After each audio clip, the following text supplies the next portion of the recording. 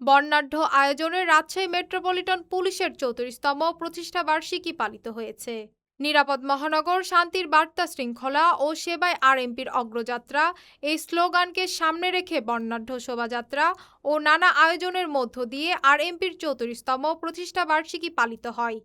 বুধবার সকালে আরএমপির সদর দপ্তরে বেলুন উড়িয়ে প্রতিষ্ঠা বার্ষিকী অনুষ্ঠানের শুভ উদ্বোধন ঘোষণা করেন ভূমিমন্ত্রী মিজানুর রহমান মিনু। বিশেষ অতিথি হিসেবে উপস্থিত ছিলেন রাজশাহী ৩ পবা মোহনপুর আসনের সংসদ সদস্য অ্যাডভোকেট শফিকুল হক মিলন, রাজশাহী ৫ পুঠিয়া দুর্গাপুর আসনের সংসদ সদস্য অধ্যাপক নজরুল ইসলাম।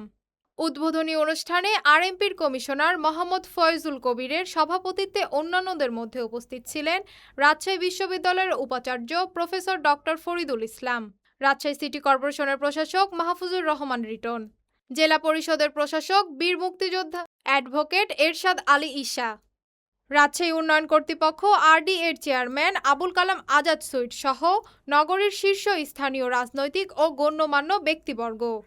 বেলুন উড়িয়ে উদ্বোধন শেষে আরএমপির সদর দপ্তর থেকে একটি বর্ণাঢ্য শোভাযাত্রা বের হয়। শোভাযাত্রাটি নগরীর প্রধান সড়ক প্রদক্ষিণ করে আরএমপির সদর দপ্তরে গিয়ে শেষ হয়। প্রতিষ্ঠা বার্ষিকী উপলক্ষে দিনব্যাপী নানা আয়োজনের পাশাপাশি সন্ধ্যায় পুলিশ সদস্যদের অংশগ্রহণে এক মনোজ্ঞ সাংস্কৃতিক অনুষ্ঠানের আয়োজন করা হয়েছে।